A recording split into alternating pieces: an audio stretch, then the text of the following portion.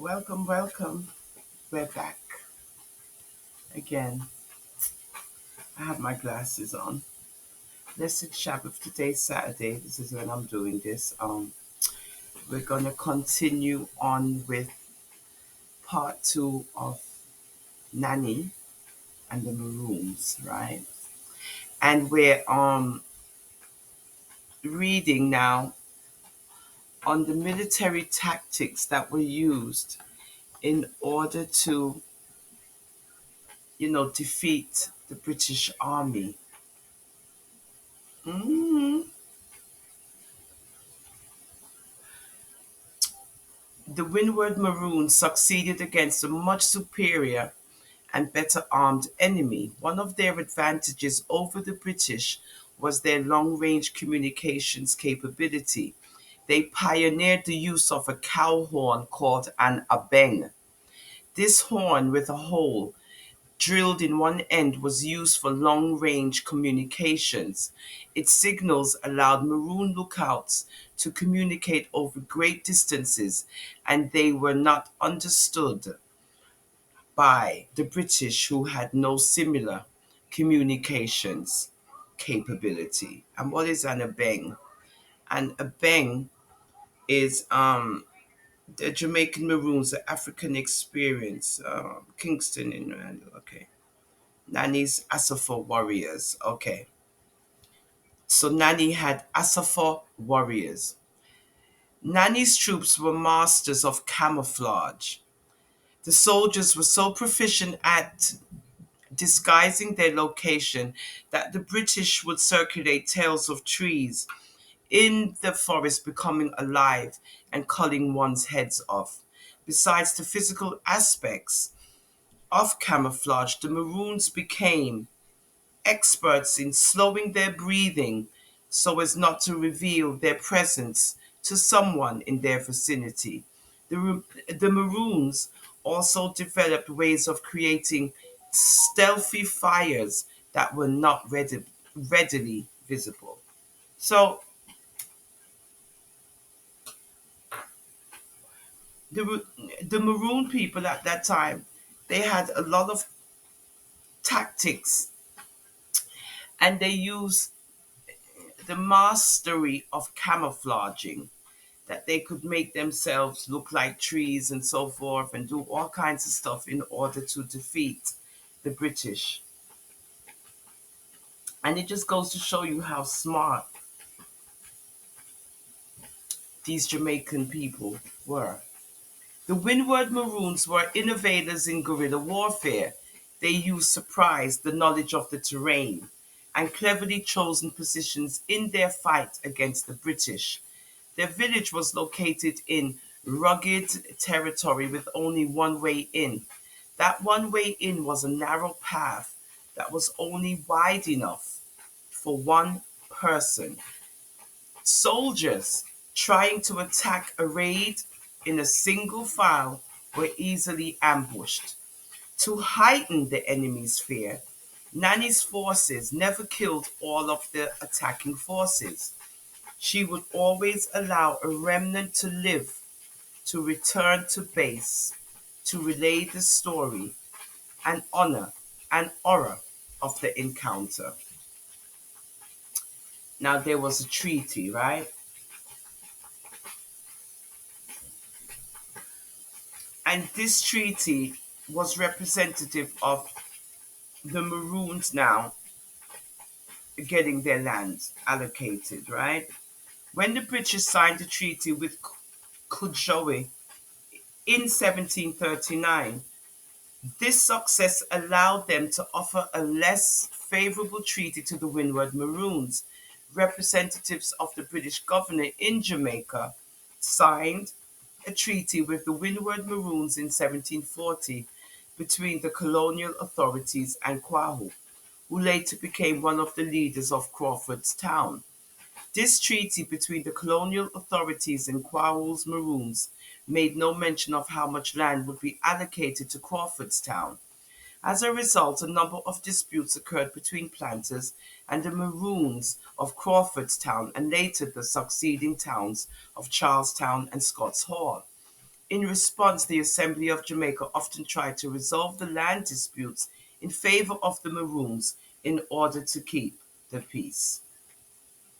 In addition, later that year there was a separate land grant signed with Nanny and the Maroons of Nanny Town, which granted Nanny and the people now residing with her and their heirs a certain parcel of land containing 500 acres in the parish of Portland. This land patent consisted of 500 acres, 2.4 kilometers to the second power of land granted by the government to the Maroons of New Nanny Town under a separate 1740 document ending the First Maroon War. The rebuilt Nanny Town, later called Moortown, was built on the location. In 1781, the Assembly agreed to purchase another additional 500 acres from neighboring planter Charles Douglas to increase Moortown's communal land to 1,000 acres. And this is the new Nanny Town Maroons. Now, the new Nanny Town Maroons, like those of Kujoe and Kwau, agreed not to harbor new runaway slaves but to help catch them for bounties. The Maroons were also expected to fight for the British in the case of an attack from the French or Spanish. In signing treaties with the Maroons, the British not only made a truce with a troublesome foe, but also enlisted that foe in capturing runaway slaves. So, according to these accounts, they also used the British Army, they used the Maroon people to help them to capture runaway slaves.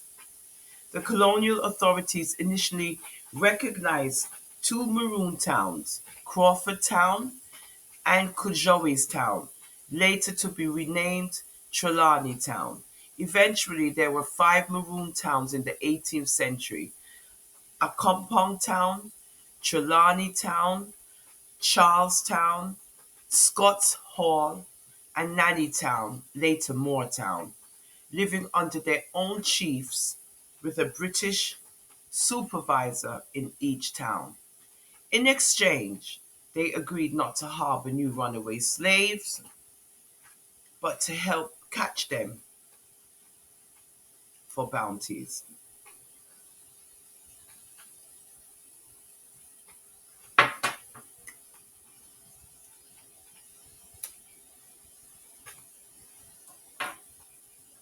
So the Maroons, in order for them to be able to live, peacefully, there were things that had to be done in order to keep the Maroons intact. And a part of that agreement is that they would make sure that they helped to, return back runaway slaves to their masters and their plantation holders.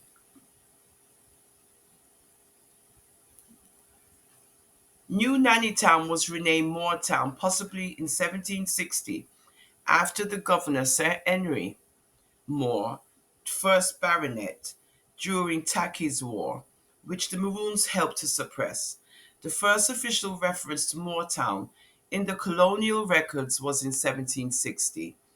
By 1760, New Nannytown, not known as Moortown, was under the command of a white superintendent named Charles Swiggle, and the Maroon leaders of that town, Clash and Sambo, reported to Swiggle.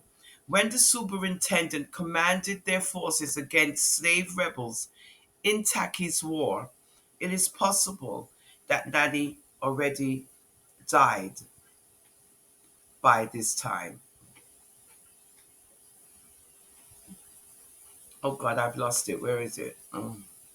Because I wanted to get to Tacky's War. Oh Lord. Nanny, right? I wanted to. Nanny. Yeah, yeah, I wanted to read military tactics. Okay, we did that. Treaty. Okay, so after military, okay, so we went through mostly everything. Wow.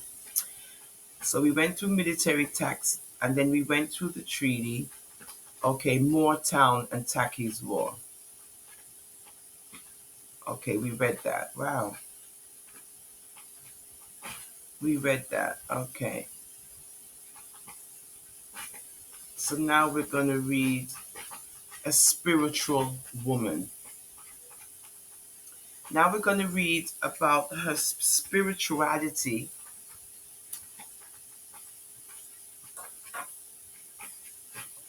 and how the people of Jamaica revered this woman, and they also said that she had obia powers, right? This is what they said, guys. Now, when we read about obia, that's in Campbell 13, Campbell 1990. Okay, so let's see what obia means. Obia, obia. This article is about West Indian religion and magic. For the film, see obia. For the racehorse, see obia. For obia within the context of the Lima, see obia and wanga. For the West African monster, see obia. Obia is a series of African diasporic spellcasting and healing traditions found in the former British colonies of the Caribbean. These traditions derive much from traditional West African practices that have undergone cultural creolization. There is much regional variation in the practice of obia,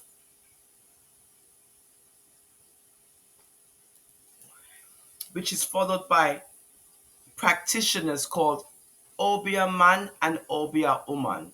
Obia man and Obia woman serve a range of clients in assisting them with their problems. A central role is played by healing practices, often incorporating herbal and animal ingredients. It often also involves measures designed to achieve justice for the client. These practices often make reference to supernatural forces resulting in obia, sometimes being characterized as a religious practice. Obia is said to be difficult to define as it is believed by some to not be a single unified set of practices, since the word obia was historically not often used to describe one's own practices. Obia developed among African diaspora communities in various British Caribbean colonies following the Atlantic slave trade of the 16th to the 17th centuries. It formed through the adaptation of the traditional religious practices that enslaved West Africans, especially from the Ashanti and other Tushi speaking peoples, brought to these colonies. There, they also absorbed European influences, especially from Christianity, the religion of the British colonial elites. These elites disapproved of African traditional religions and introduced various laws to curtail and prohibit them. This suppression meant that opiate emerged as a system of practical rituals and procedures rather than as a broader religious system involving deity worship and communal rites. In this way, obia differs from more worship focused African diasporic religions in the Caribbean, such as Asian voodoo, Cuban Santeria, and Palo or Jamaican Obia. Since the 1980s, Obia's practitioners have campaigned to remove legal restrictions against their practices in various Caribbean countries. Variants of obeah are practiced in the Caribbean nations of the Bahamas, Barbados, Belize, Dominica, Grenada, Guyana, Jamaica, St. Lucia, St. Vincent and the Grenadines, Suriname, Turks and Caicos Islands. The practice can also be found outside the Caribbean in countries like the United States, Canada, and the United Kingdom.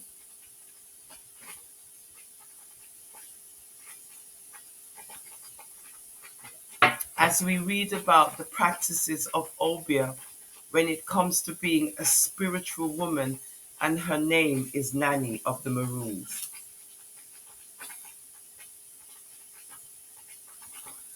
And what she's basically also remembered for is many in her community attributed Nanny's leadership skills to her Obeah powers. Obeah is an African derived religion that is still practiced in Suriname, Jamaica, Trinidad and Tobago, Guyana, Barbados, and Belize, and other Caribbean countries.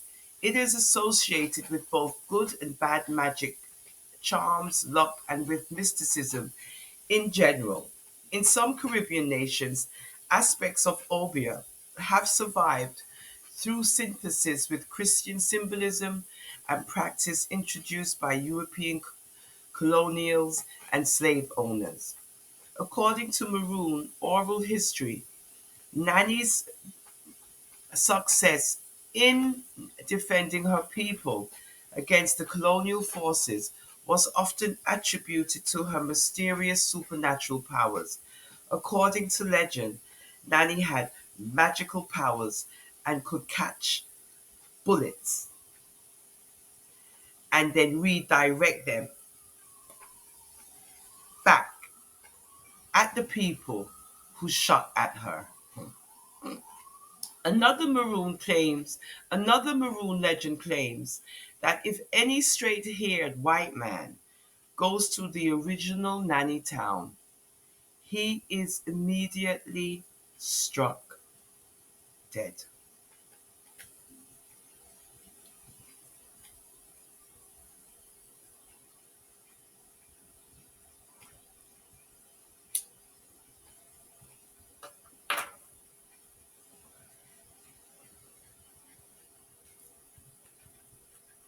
In the Journal of the Assembly of Jamaica 29 through to 30, March 1733 is a citation for resolution, bravery, and fidelity awarded to loyal slaves.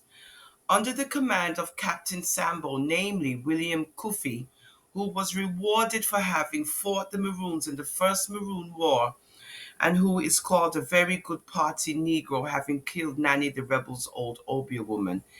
These hired soldiers were known as black shots. Isn't that terrible? Black shots. So they had these soldiers, and just listening to the name, you know exactly what they were there for, right? Black shots. You see how much things we've gone through, but nobody talks about it, but they want to talk about everybody else's plight. But they don't want to talk about ours as being slaved and endangered. However, it is unlikely that Kofi killed the nanny who ran Nanny Town, since there is evidence Moortown was granted to her people under her leadership in 1740. Some claim that Queen Nanny lived to be an old woman dying of natural causes in the 1760s. The exact death date of her death remains a mystery. Part of the confusion is that Nanny is an honorific title, and many high ranking women were called that in Maroon Town.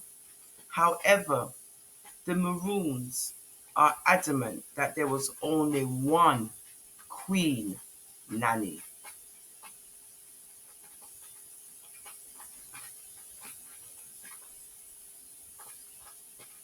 According to Maroon oral history, Nanny's remains are buried at Bump Grave in Moortown. that beautiful? Isn't that nice? So this is a history on one of the Jamaican women who was in Jamaica way before we was even born, existed, even thought of, right? And this is going into the 16th, 17th century, early 18th century. And at this time, it was about slavery and capturing slaves. And even in America, again, like I said before, we had someone here similar to her, and her name was Harriet Tubman. And they almost look like each other too. It is just unbelievable that we have this rich slave history that they don't want to talk about. Because if they do, then we got to get something out of it. And again, they're not trying to give us anything as usual, right? So why bother? Just swallow it down and get over it, right? But everybody else gets all kinds of retributions, they get all kinds of monies, they get all kind of everything because what happened to them. But what happened to us is just pushed under the carpet and we're told to get over it. But it's not taught in school anywhere. They're trying to hide things. But the others, they get publicized about what happened to them over the years. They get money and they get to take over everything. The government of Jamaica. Nanny is celebrated in Jamaica and abroad. The government of Jamaica declared Queen Nanny a national hero in 1975. Colonel C.L.G. Harris of Moortown, then a senator in Jamaica's upper house, was the driving force behind the move to recognize Nanny as a national heroine. Her portrait is featured on the 500 Jamaican dollar bill, which is colloquially referred to as a nanny. Nanny is celebrated every October on Jamaica National Hero Days. Nanny's monument is located in Moortown, Portland, Jamaica. Nannyville Gardens, a residential community located in Kingston, Jamaica, was founded in 1977 and named after her. The Gilder Lehrman Center for the Study of Slavery, Resistance and Abolition at Yale University in the United States uses Nanny's portrait in its logo. I didn't know that.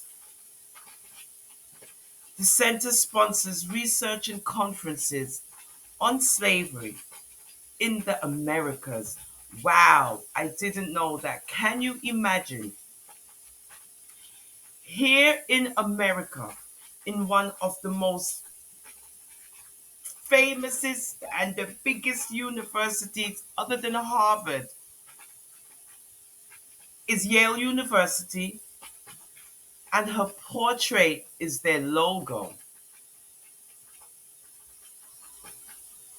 for the study of slavery, resistance, and abolition. And this is the Gilder Lehrman Center for the Study of Slavery, and their logo is Nanny. Beautiful. A ship in Jamaica, Defense Force Coast Guard, is named after Nanny. HMJS, Nanny of the Maroons. Isn't that beautiful? And credit goes to Campbell Mavis Christine, the Maroons of Jamaica, 1655 through to 1796, a history of resistance, collaboration, and betrayal. Trenton, New Jersey, Africa World Press. Gottlieb, Carla Lewis, the mother of us all, a history of Queen Nanny, leader of the Windward Jamaican Moors. Africa World Press. Mendez, Serafin, Cueto, Gale, Rodriguez, Danes Nessa, Notable Caribbeans and Caribbean Americans, a biographical dictionary, Westport, Connecticut, Greenwood Press. Michael Siver, After the Treaties, a social, economic, and demographic history of Maroon society in Jamaica. PhD, available in PDF, Southampton University. Twelon Allen, December 1973. Nanny, Maroon, Chieftainess, Caribbean Quarterly. So all of the information that I read, right, in the bibliography that I just read also, those are all of the sources and references that was presented in this article of Nanny and the Maroons. And again, we read everything about Nanny. Um, and now they give you references where you can go read more. Like, for instance, you can go read Bill B. Kenneth, where he's discussing the true born Maroons, right? The true born Maroons. Let's see. Now, and this is the book source. Oh, they even give you a book source, and you can look up the book.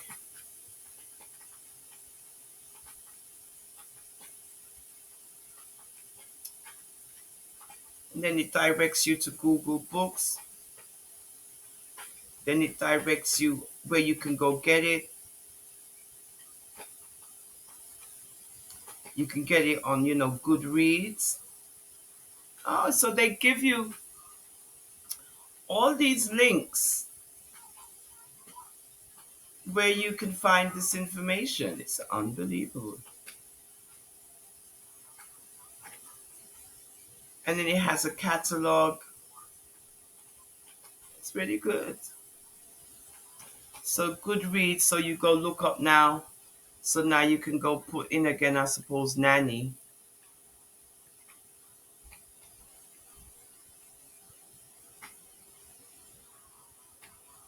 Um, or you can put in, like, Taki's War.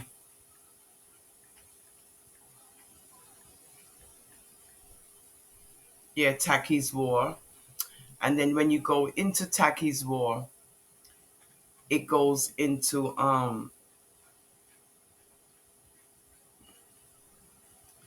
they show you the plantation, right? Trinity Plantation. And this is the first plantation that was taken over by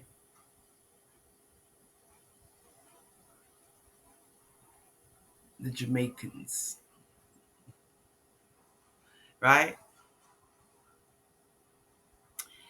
This plantation was taken over by the rebel slaves. Yeah, they said, yeah, watch. And they took it over. Look how beautiful that is. Look how beautiful. Beautiful Jamaica. So the rebel, right, Jamaican slaves, they took that. Oh no, that's okay, Taki's War.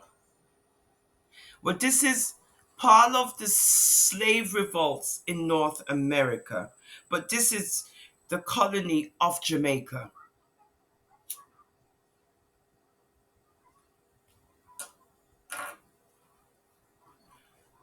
Wow.